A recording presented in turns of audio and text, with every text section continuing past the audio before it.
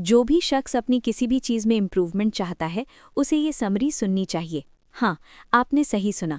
चाहे आप म्यूजिशियन हो, एथलीट हो, टीचर हो या कोच, ये समरी आपको सिखाएगी कि आप जो भी कर रहे हैं, उसमें इम्प्रूवमेंट कैसे कर सकते हैं। एग्जाम्पल और कहानियों से भरी ये समरी आपको कुछ लोगों की ज़िंदगी के ऐसे सफ़र पर ले जाएगी जिन्होंने कामयाब होने के शानदार तरीके खोजे। ये समरी आपको अपने फैसलों पर सोचने और करियर को आगे बढ़ाने के लिए नई स्ट्रैटेजीज और स्किल्स को डेवलप करने के लिए इंस्पायर भी करेगी। The cult of the head start. Laszlo Polgar का जन्म हंगरी के एक छोटे से शहर में हुआ था। एक दर्दनाक दुर्घटना ने उसकी पूरे फैमिली का सफाया कर दिया था। उस हादसे की वजह से लाज़लो ने अपनी खुद की फैमिली शुरू करने का फैसला किया। लाज़लो की माँ की सहेली की एक बेटी थी, क्लारा। जब वे दोनों मिले तो लाज़लो इस रिश्ते को आगे बढ़ाने के बारे में सोचने लगा। उसने पहली मुलाकात में क्लारा से कहा कि वो 6 बच्चे चाहता है और वो उनकी बहुत अच्छे से देखभाल करेगा। जब क्लारा घर गई तो उसने अपने पेरेंट्स से कहा कि वो एक इंटरेस्टिंग शख्स से मिली है, लेकिन उसके मन में लाज़लो से शादी करने का ख्याल तक नहीं आया। पहली मुलाकात के बाद दोनों एक दूसरे को चिट्ठी लिखते रहे। आखिर में दोनों ने शादी कर ली और बुडापेस्ट चले गए। 1969 में उनकी बेटी सूजन का जन्म हुआ। लाज़लो ने सूजन की हॉबी के लिए चेस का गेम चुना। ये वहाँ के कल्चर में पॉपुलर था और सूजन ने भी चेस चैंपियन बनने का फैसला किया था। उसने 8 महीने तक ट्रेनिंग ली, जिसके बाद लाज़लो उसे मर्दों के एक चेस क्लब में ले गए। लाज़लो ने अपनी 4 साल की बेटी को एक बूढ़े शख्स के खिलाफ खेलने के लिए चैलेंज किया, जिसे उसने हरा दिया। सूजन की पढ़ाई घर पर ही यानी होम स्कूल में होती थी और उसका ज़्यादातर वक्त चेस सीखने में बीतता था। तब तक उसकी छोटी बहन सोफिया का भी जन्म हो चुका था। जब भी लाज़लो अपनी बेटियों को कुछ सिखाते, लाज़लो उन्हें ट्रेनिंग देने के लिए कोच रखते थे। 17 साल की उम्र में सूजन मेंस चैंपियनशिप के लिए क्वालिफाई करने वाली पहली लड़की बनी। हालांकि सूजन को गेम में भाग लेने की इजाज़त नहीं मिली थी। 1988 में हंगरी की विमेंस चेस ओलंपियाड में 4 लड़कियां शामिल थीं। उनमें से 3 बहनें थीं, सोफिया, सूजन और जूडिथ, जो उस वक्त सिर्फ 12 साल की थीं। इसके बाद सूजन ग्रैंड मास्टर का स्टेटस हासिल करने वाली पहली लड़की बनी। लाज़लो का एक्सपेरिमेंट काम कर गया था। लाज़लो का मानना था कि अगर सभी को कम उम्र से ही अच्छी ट्रेनिंग दी जाए तो हम कैंसर और एड्स का भी इलाज ढूंढ सकते हैं। नेशनल जियोग्राफिक टीवी ने एक बार सूजन का टेस्ट लिया। चेस बोर्ड के डायग्राम वाला एक ट्रक उनके सामने से गुजरा। सूजन को उसे देखने और उसे हूबहू बनाने के लिए कहा गया, जिसे सूजन ने बखूबी कर दिखाया। जब ग्रैंड मास्टर्स को ऐसा करने के लिए कहा गया तो उन्होंने सिर्फ 3 सेकंड के लिए पिक्चर को देखने के बाद बोर्ड को कॉपी कर दिया था। मास्टर लेवल के खिलाड़ी उसे आधा ही बना पाए और सिटी लेवल के खिलाड़ी बोर्ड को सही ढंग से बनाने में नाकामयाब हुए थे। सूजन की तरह ग्रैंड मास्टर्स के पास फोटोग्राफिक मेमोरी थी। फिर से ये टेस्ट दोहराया गया, लेकिन इस बार पीस को रैंडमली रखा गया था। हालांकि इस बार कम पीस थे, सूजन बोर्ड को ठीक से नहीं बना पाई थी। ऐसा इसलिए हुआ क्योंकि लोग इन पीस में मतलब ढूंढने की कोशिश करते हैं और उन्हें याद करते हैं। ऐसा एक्सपीरियंस की वजह से होता है। जब ट्रक पहली बार सामने से गुजरा तो वे 28 अलग अलग पीस नहीं थे, बल्कि 5 झुंड थे जिनके मतलब बनते थे, इसलिए उन्हें फिर से बनाना आसान था। लेकिन दूसरी बार इन पीसेस को बोर्ड पर रैंडमली रखा गया था। इनमें ऐसी कोई कहानी नहीं थी जो सूजन को याद हो पाए। ये सिर्फ एक्सपीरियंस से ही पॉसिबल है। एक्सपीरियंस ही हमें चीज़ों में मतलब ढूंढना सिखाती है। How the wicked world was made. James Flint political studies के प्रोफेसर थे। 1981 में उन्होंने फर्स्ट और सेकेंड वर्ल्ड वॉर के दौरान लिए गए अमेरिकी सैनिकों का आईक्यू टेस्ट स्कोर पेपर देखा। सेकेंड वर्ल्ड वॉर के सैनिकों ने फर्स्ट वर्ल्ड वॉर के सैनिकों से कहीं बेहतर परफॉर्म किया था। फ्लिन को ये बहुत दिलचस्प लगा और उन्होंने सोचा कि क्या आम जनता के आईक्यू में भी ऐसे ही बढ़ोतरी हुई थी। उन्होंने अपना रिसर्च शुरू किया और 14 देशों से डेटा कलेक्ट किया। इसमें बच्चों और बड़ों दोनों में आईक्यू में बढ़ोतरी देखी गई। इसे फ्लिन इफेक्ट कहा गया और अब ये 30 से ज़्यादा देशों के लिए डॉक्यूमेंट किया गया है। इसके हिसाब से हर 10 साल में 3 पॉइंट बढ़ते जाते हैं। फ्लिन का कहना है कि ऐसा इसलिए है क्योंकि हम अपने एक्सपीरियंस पर डिपेंडेंट होने के बजाय क्लासिफिकेशन और एब्स्ट्रैक्ट कॉन्सेप्ट का यूज़ करने की कोशिश करते हैं। इनमें इकोनॉमी, पावर, डेमोक्रेसी जैसे फैक्टर शामिल हैं जो पहले मौजूद नहीं थे। जब लोगों को बताया गया कि नोवाया ज़िम्लिया दूर नॉर्थ में बर्फ से ढका हुआ है और उन्होंने पूछा कि वहाँ भालुओं के रंग क्या होते होंगे, तो लोग इसका जवाब नहीं दे पाए। वे कहते रहे कि इसका जवाब तो वही दे सकता है जो वहाँ रहा हो। लेकिन कलेक्टिव फार्म के 45 साल के चेयरमैन अब्दुल ने अपना लॉजिक लगाया। उन्होंने कॉन्फिडेंस से सवाल का जवाब नहीं दिया, लेकिन कहा कि वहाँ भालू सफ़ेद होते हैं। मॉडर्न दुनिया से पहले के लोग उन चीज़ों के लिए तैयार होते थे जिसका उन्हें एक्सपीरियंस होता था, लेकिन उन चीज़ों के लिए नहीं जिसे उन्होंने एक्सपीरियंस नहीं किया था। लेकिन हमारे लिए ये बिल्कुल अलग है।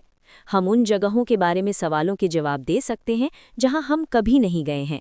हमारा लॉजिक इस बात पर डिपेंडेंट नहीं है कि हमने क्या किया है और क्या देखा है, बल्कि ये एब्स्ट्रैक्ट कॉन्सेप्ट पर भी डिपेंड करता है। Learning fast and slow. Maths की एक टीचर अपने स्टूडेंट्स को अलजेब्रा सिखा रही थी। सवाल था कि स्टेडियम में बर्गर $3 में बिकते हैं। एन बर्गर के लिए वेरिएबल एक्सप्रेशन पता कीजिए। स्टूडेंट्स को ये समझना होगा कि एक अनजान नंबर को रिप्रेजेंट करने के लिए एक अल्फ़ाबेट का क्या मतलब है। मार्कस कहता है $n/3। टीचर कहती है ये गलत है, ये 3n है, $n/3 नहीं। एक स्टूडेंट पूछता है कि इसमें n क्या है। टीचर जवाब देती हैं कि वो n को वेरिएबल की तरह यूज़ कर रहे हैं। टीचर आगे का सवाल पूछती है, लेकिन स्टूडेंट्स को लगता है कि टीचर जो 2 नंबर बता रही हैं उन्हें मल्टीप्लाई करना है। वे समझ नहीं पाए थे कि n क्या है। टीचर सवाल को घुमाकर पूछती हैं और कहती हैं एक नंबर से 6 कम। एक स्टूडेंट जवाब देता है 6 - n।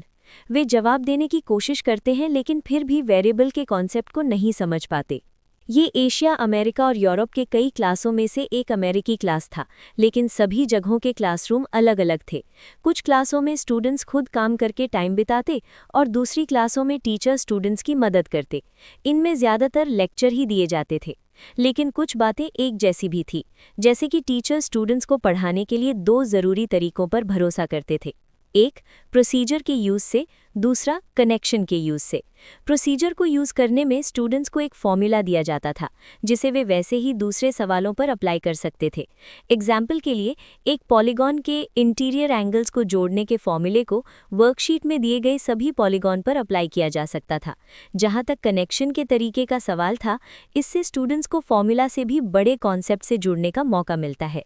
जैसा कि पहले दिए गए क्लासरूम के एग्जाम्पल में स्टूडेंट्स जिस प्रॉब्लम को समझ नहीं पा रहे थे, वे इन्हें ऐसे प्रॉब्लम में बदलने की कोशिश कर रहे थे जिन्हें वे समझ सके। लेकिन जब हम बड़े कॉन्सेप्ट्स को सीखने की कोशिश करते हैं तो ये एक्सपेरिमेंट उल्टा पड़ सकता है। अमेरिका में सभी अंडरग्रेजुएट स्टूडेंट्स में से 41% ने एल्गोरिदम को याद किया। अगर आप उनसे पूछें कि क्या a/5 बड़ा है या a/8, तो 53% स्टूडेंट्स ने सही जवाब दिया था। जब उनसे उनके जवाब को एक्सप्लेन करने को कहा गया तो उन्होंने कहा कि जवाब एल्गोरिदम की ओर इशारा करता है। कुछ को याद आया कि उन्हें डिनोमिनेटर पर फोकस करना चाहिए, कुछ को लगा कि उन्हें कॉमन डिनोमिनेटर निकालना चाहिए और फिर न्यूमिनेटर से कंपेयर करना चाहिए, लेकिन यह पक्का नहीं पता था कि क्यों। सिर्फ 15 लोग ही इसका जवाब दे पाए थे कि किसी भी चीज़ को 5 भागों में डिवाइड करने से उस चीज़ को 8 भागों में डिवाइड करने के मुकाबले ज़्यादा बड़ा हिस्सा निकलेगा। Thinking outside experience. Nicolaus Copernicus ने कहा था कि सभी प्लैनेट सूरज के चारों ओर घूमते हैं, लेकिन ये आइडिया इतना परंपरा के खिलाफ था कि इटालियन फिलोसोफर जॉर्डानो ब्रूनो को इसे पढ़ाने के लिए बॉयकॉट किया गया था और बाद में जिंदा जला दिया गया था। 1596 में केपलर ने कोपर्निकस की बात को मान लिया था, लेकिन उन्होंने एक और सवाल पूछा। सवाल था कि सूरज से दूर के प्लैनेट ज़्यादा धीरे से क्यों चलते हैं। आत्मा कहने के बजाय केपलर ने फोर्स और पावर जैसे शब्दों का इस्तेमाल किया। हर बार जब वो जवाब देने में अटक जाते तो एक नई बात लेकर आते। Light, heat, optic, odour, current, magnet, ये शब्द हैं जो उन्होंने छान मार लिए थे। आखिर में उन्होंने कहा कि आकाश में सभी सेलेस्टियल बॉडी एक दूसरे को खींचते हैं और बड़े बॉडी में ज़्यादा पावर होती है। इसने उन्हें ये पता करने के लिए इंस्पायर किया कि चांद ही धरती में समुद्र के ज्वार यानी टाइड का कारण होते हैं। केपलर एनालॉजी के दीवाने थे। वे अलग अलग फील्ड में समान बातों को ढूंढने में माहिर थे। मान लीजिए कि आप एक डॉक्टर हैं जिसे पेट के ट्यूमर वाले पेशेंट का इलाज करना है। कुछ किरणों या रेस से ट्यूमर को ख़त्म किया जा सकता है, लेकिन वे हेल्दी टिश्यू को भी ख़त्म कर सकते हैं। अगर आप कम तेज रेज को यूज करते हैं जो हेल्दी टिश्यू को नुकसान नहीं पहुंचाएंगे लेकिन वे ट्यूमर को भी खत्म नहीं कर पाएंगे, तो ऐसे में आप क्या करेंगे? एक छोटी सी कहानी सुनते हैं जो इस प्रॉब्लम को सुलझाने में मदद कर सकती है। एक जनरल को एक क्रूर तानाशाह से किले पर कब्जा करना था। किले की ओर जाने वाले रास्ते में बॉम्ब बिछा हुआ था, इसलिए सभी सैनिक एक साथ नहीं जा सकते थे। तो जनरल ने एक प्लान बनाया और आर्मी को छोटे छोटे ग्रुप्स में बांट दिया। हर एक ग्रुप एक अलग रास्ते से आगे बढ़ा और मंजिल तक पहुंचकर फिर से एक साथ हो गए। इसके बाद आर्मी ने किले पर पहुंचकर उस पर कामयाबी से कब्जा कर लिया। तो इन दोनों कहानियों में क्या लिंक है? इस कहानी को अपने हालात से जोड़कर देखने से मुश्किलों का हल ढूंढना आसान होता है। ट्यूमर को खत्म करने के लिए डॉक्टर अलग अलग डायरेक्शन से आने वाली कई तेज रेज को यूज करके ट्यूमर की जगह पर हमला बोल सकते हैं। यही एनालॉजी है जो लोगों को दो अलग अलग फील्ड के एक्सपीरियंस से प्रॉब्लम को सॉल्व करने में मदद करती है। एनालॉजी हमें अपने एक्सपीरियंस को एक पूरी तरह से अलग तरह के प्रॉब्लम में अप्लाई करके इसे सॉल्व करने में मदद करती है। The trouble with too much grit, flirting with your possible selves. एक यंग लड़के ने एक बार अपनी बिल्ली का एक स्केच बनाया। स्केच उतना अच्छा नहीं बना था, इसलिए लड़के ने उसे फेंक दिया और दोबारा स्केच बनाने से इनकार कर दिया। इसके बजाय उसने अपना बचपन खेलने और चीज़ों को देखने में बिताया। वो घंटों अकेला घूमता रहता, यहाँ तक कि तूफानी रातों में भी भटकता रहता। बड़े होकर उसने कई अलग अलग जॉब किए, जैसे एक art dealer, teacher, book seller वगैरह। आखिर में उसने उस ओर का रुख किया जो उसने कभी नहीं सोचा था। उसने लोगों की जिंदगी को अपने ड्राइंग में डॉक्यूमेंट करना शुरू किया। 33 साल की उम्र में उसने एक आर्ट स्कूल में एडमिशन लिया, लेकिन ये सिर्फ कुछ हफ्ते ही चला। धीरे धीरे वो पेंटिंग में बेहतर होता चला गया। वही शख्स जिसका कुछ लोगों ने मजाक उड़ाया था, उसकी पेंटिंग $100 मिलियन से ज्यादा में बिकी।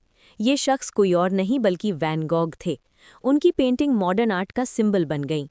अगर वैन गॉग की मौत 34 की उम्र में हो गई होती, 37 की उम्र में नहीं, तो वो आर्ट जितने फेमस नहीं होते। वैन गॉग बड़े मेहनती थे, लेकिन अपने हर गोल या प्रोजेक्ट से टिके रहने में अच्छे नहीं थे। वेस्ट पेंसिल्वेनिया के पहाड़ों में कहीं फ्रांसिस हेसलबेन बड़ी हुईं। ग्रेजुएशन के बाद उन्हें पिट्सबर्ग यूनिवर्सिटी के जूनियर कॉलेज में एडमिशन मिली। फिर उनकी शादी हो गई और उनका एक बेटा हुआ।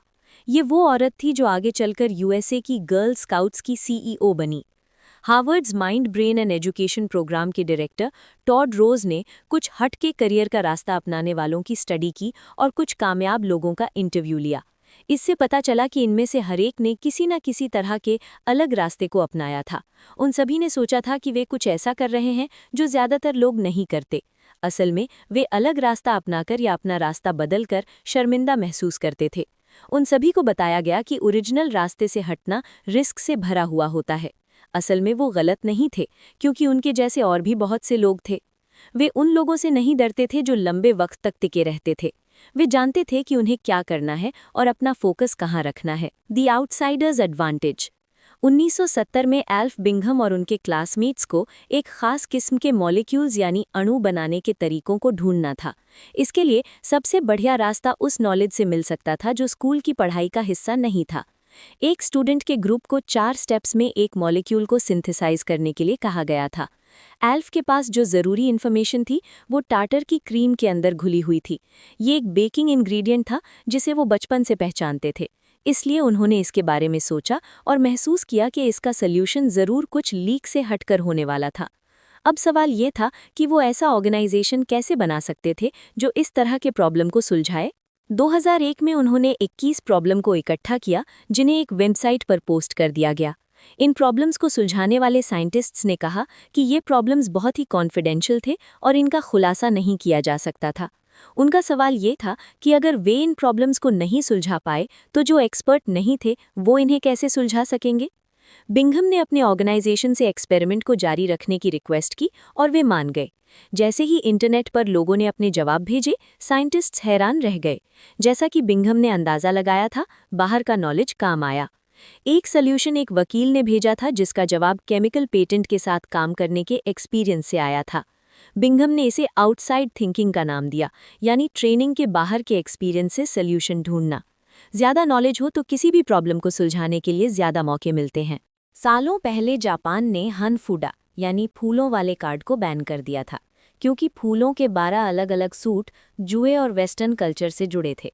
19th सेंचुरी में इस बैन को रद्द कर दिया गया था। 1889 में एक शख्स ने क्योटो में एक लकड़ी की दुकान खोली और खिड़की पर एक साइन लटकाया, निंटेंडो। 1950 तक कंपनी में 100 वर्कर थे। फाउंडर के 22 के बेटे ने काम संभाल लिया था, लेकिन 1964 तक जापान के लोग बोलिंग की तरफ जाने लगे। कंपनी को बचाने के लिए प्रेसिडेंट ने कंपनी में इंस्टेंट राइस और मील्स की शुरुआत की, लेकिन सारी कोशिशें बेकार हो गई। इसलिए उन्होंने यूनिवर्सिटी के टॉप ग्रेजुएट्स को हायर करने का फैसला किया, जिससे उन्हें कुछ नया इनोवेट करने में मदद मिल सके। 1965 में एक यंग इलेक्ट्रॉनिक्स के ग्रेजुएट गुनपेई योकोई को काम पर रखा गया।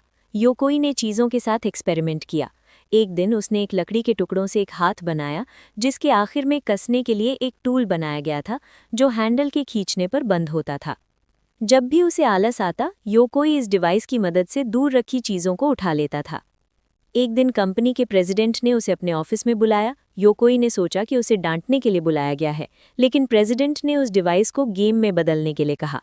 इस अल्ट्रा हैंड गेम में रंगीन बॉल्स को जोड़ा गया। निंटेंडो के पहले खिलौने की 1.2 मिलियन यूनिट की सेल्स हुई थी। कुछ सालों में योकोई एक बिजनेस कार्ड की साइज का एक वीडियो गेम का आइडिया लेकर आए। जब प्रोडक्ट लॉन्च किया गया तो पहले ही साल में इसकी 6 लाख कॉपी बिक गई। योकोई एक ऐसे शख्स थे जिसके पास कोई स्पेशलिस्ट स्किल यानी खास हुनर नहीं था। उन्हें बस हर चीज़ का हल्का फुल्का नॉलेज था। वो लोगों को सलाह देते कि सिर्फ टेक्निक के साथ न खेलें, बल्कि आइडिया के साथ भी खेलें। Learning to drop your familiar tools. Harvard business school के स्टूडेंट्स को कार्टर रेसिंग नाम का 3 पेज का बिजनेस केस स्टडी दिया गया। सवाल ये था कि रेसिंग टीम को सीजन के सबसे बड़े रेस में हिस्सा लेना चाहिए या नहीं। रेसिंग के फेवर में आर्ग्यूमेंट यानी तर्क ये दिया गया कि कार्टर रेसिंग ने 24 रेसों में से 12 में पैसा लगाया था। अगर वो जीत जाता है तो कंपनी को $2 मिलियन की स्कॉलरशिप मिलेगी। रेसिंग के खिलाफ तर्क ये दिया गया कि अगर इंजन फेल हो जाता है, जैसा कि पिछली 24 रेसों में से 7 रेसों में हुआ था, तो टीम स्पॉन्सरशिप खो देगी और बिजनेस से बाहर हो जाएगी। कुछ स्टूडेंट्स को लगा कि रेस न करना उनके लिए कोई ऑप्शन नहीं था। केस स्टडी में ये भी बताया गया कि इंजन मैकेनिक के पास रेस में पार्टिसिपेट करने का 10 साल से ज़्यादा का एक्सपीरियंस था, लेकिन वो एक हाई स्कूल ड्रॉप आउट था, जिसका सुझाव था कि टेम्परेचर एक प्रॉब्लम हो सकती है। जब टेम्परेचर का डेटा देखा गया तो गैस्केट की नाकामी और टेम्परेचर के बीच में कोई लिंक साबित नहीं हुआ। 7 गैस्केट में से 3 गैस्केट रेस के ठंडे दिनों में और 2 गैस्केट सबसे गर्म दिनों में फेल हुए थे। अगले दिन स्टूडेंट्स क्लास में आए और ये जाना कि केस स्टडी में भाग लेने वाले ज़्यादातर स्टूडेंट्स ने रेस करने का फैसला लिया था। एक स्टूडेंट का कहना था कि जब भी रेस के दौरान इंजन ठीक से चले थे, यानी फेल नहीं हुए थे, तो उन दिनों के रेस का ग्राफ पर नहीं लिखा गया था। प्रोफेसर ने स्टूडेंट से कहा कि उन्होंने केस स्टडी के बारे में एक्स्ट्रा इन्फॉर्मेशन के लिए उनसे कांटेक्ट करने के लिए कहा था, लेकिन किसी भी स्टूडेंट ने उनसे कांटेक्ट नहीं किया। जब प्रोफेसर ने आगे के ग्राफ दिखाए तो ये पता चला कि 65 डिग्री से नीचे के टेम्परेचर वाले हर एक रेस में इंजन्स फेल हुए थे। इंटरेस्टिंग बात यह थी कि डेटा नासा के चैलेंजर नाम के स्पेस शटल को लॉन्च करने के अफसोसनाक फैसले से लिया गया था। स्पेस शटल मिशन के 73 सेकंड में ही फट गया था और इसके सभी 7 मेंबर मारे गए थे। टीचर ने स्टूडेंट्स को आगे ये बताया कि किसी ने भी एक्स्ट्रा डेटा के बारे में उनसे नहीं पूछा था। हम सोचते हैं कि टीचर ने हमें वो सारी इन्फॉर्मेशन दे दी है जो हमारे पास होनी चाहिए, लेकिन क्या हमारे पास जो भी इन्फॉर्मेशन है वो फैसले लेने के लिए काफ़ी है? क्या हमें दी गई जानकारी हमेशा हर तरह की प्रॉब्लम को सॉल्व करने के लिए काफ़ी होते हैं? क्या हमें लीक से हटकर नहीं सोचना चाहिए? Deliberate amateurs. 1954 के एक सैटरडे को ओलिवर स्मिथिस अपने टोरंटो लैब में थे। सैटरडे को वो उन चीज़ों और आइडिया के साथ एक्सपेरिमेंट करते थे जो उन्हें अपनी ओर खींचते थे। स्मिथिस इंसुलिन का स्टडी करने वाले एक लैब में काम करते थे। उनका काम था इंसुलिन जैसा ही कुछ ढूंढना, लेकिन वो ऐसा नहीं कर पा रहे थे। मॉलिक्यूल्स को स्टडी करने के लिए उन्हें एक गीले पेपर से इलेक्ट्रिसिटी पास करना था। इसमें आमतौर पर मॉलिक्यूल्स अलग हो जाते, लेकिन इंसुलिन इससे चिपक जाते थे।